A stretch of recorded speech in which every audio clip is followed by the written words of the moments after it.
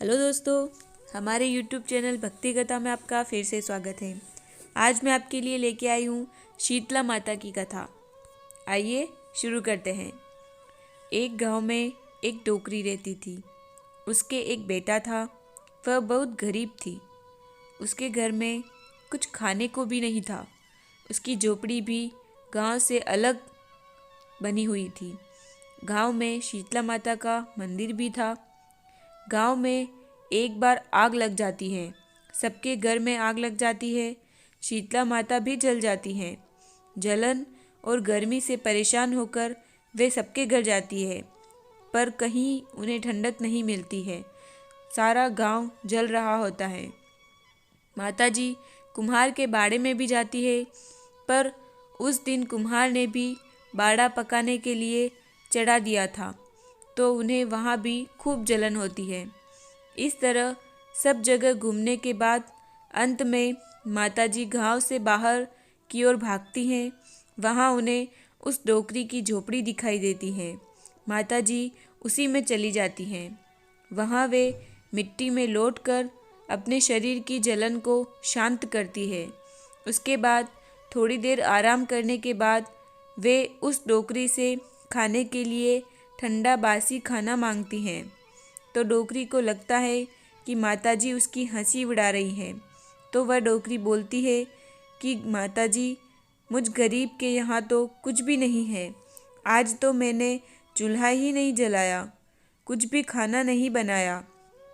कल की बासी ज्वार की रोटी और थुल्ली है। तो माताजी उससे वही मांगती हैं। तो वह माताजी को बासी ज्वार की रोटी और मीठी थुल्ली ला देती है। फिर वे दही मांगती हैं। तो वो डोकरी कहती है कि मेरे पास तो दही तो नहीं है, छाछ है, आप कहो तो वो ला देती हूँ। तो माताजी छाछ ही ले लेती हैं, जिससे उनको बहुत ठंडक और आराम मिलता है। वे जाते जाते उसे आशीष देती है कि तूने जैसे मुझे शांति और आराम दिया, वैसा ही तुझे भी प्राप्त हो। और यह कहकर उसने झोपड़ी को लात मारती है, तो वहाँ झोपड़ी के स्थान पर सुंदर महल आ जाता है। अब किसी ने देखा कि पूरे गांव के घर तो जलकर राख हो गए, पर डोकरी की झोपड़ी तो जली नहीं, बल्कि उसके स्थान पर सुंदर महल आ गया। तो वह जाकर राजा को कह देता है कि सारा गांव जल गया, पर डोकरी की झोपड़ी तो नहीं जली, बल्कि उसके स्थान पर सुंदर महल बन गया। डोकरी ने ही गांव पर कुछ जादू टोना किया होगा।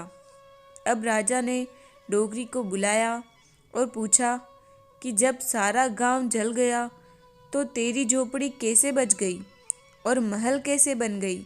बता, तूने क्या किया?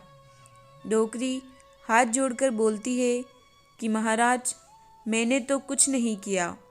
कल जब सारे गांव में आग लग गई तो शीतला माताजी भी जल गई थी और मेरी झोपड़ी गांव के बाहर होने से नहीं जल पाई।